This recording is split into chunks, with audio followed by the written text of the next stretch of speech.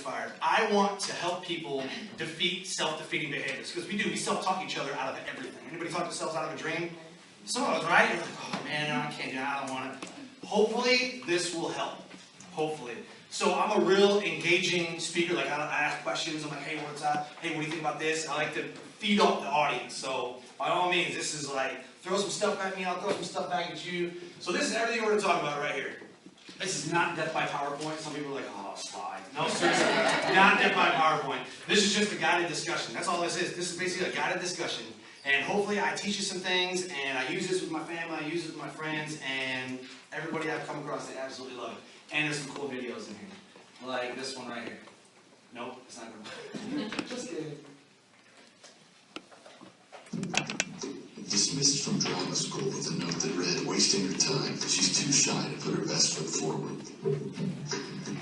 Turned down by the Denver recording company who said, we don't like their sound, and guitar music is on the way out. A failed soldier, farmer, and real estate agent, at 38 years old, went to work for his father as a handyman. Oh, sorry. That video cut out. I don't know why I did that. Wow, what is it doing? Okay, well, anyway, let's press on. But you see that the famous failures, right? It's not just Hollywood. Everybody fails at something, right? I was almost failing at life at one time. I was a functioning alcoholic. I was a mess. But out of that tragedy, I learned to have an attitude of gratitude. It's basically a thankfulness and wonder. Anybody have an attitude of gratitude? Like you wake up every day and you're like, yes. Okay, who's a catastrophizer? I made up this word, it's called catastrophizing. Here's what happens. You wake up and you're like, I gotta get coffee, I gotta get coffee. There's no coffee! And then you freak out, right?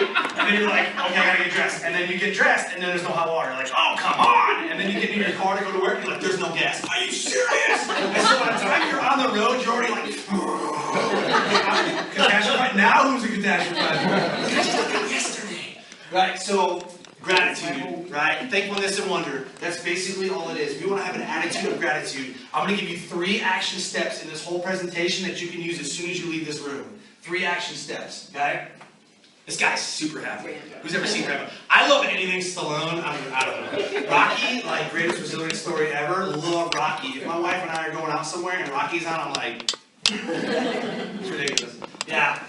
So, you can see why gratitude matters. All these reasons right here. Who would love to have better health? Oh, yeah, right? Right? That hugging thing, it's like, amazing. So everybody's like positive, all this stuff. So, we have what's called the broaden and build theory. The broaden and build theory, and on the bottom you can research any of my slides that have this. This is all fact-based research, everything. I didn't like make this stuff up. Like this is straight up, like you can Wikipedia it. Right?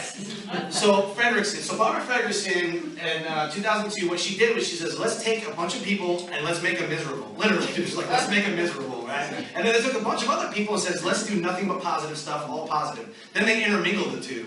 And the positive emotions outweigh the negative emotions. Smiling is contagious, right?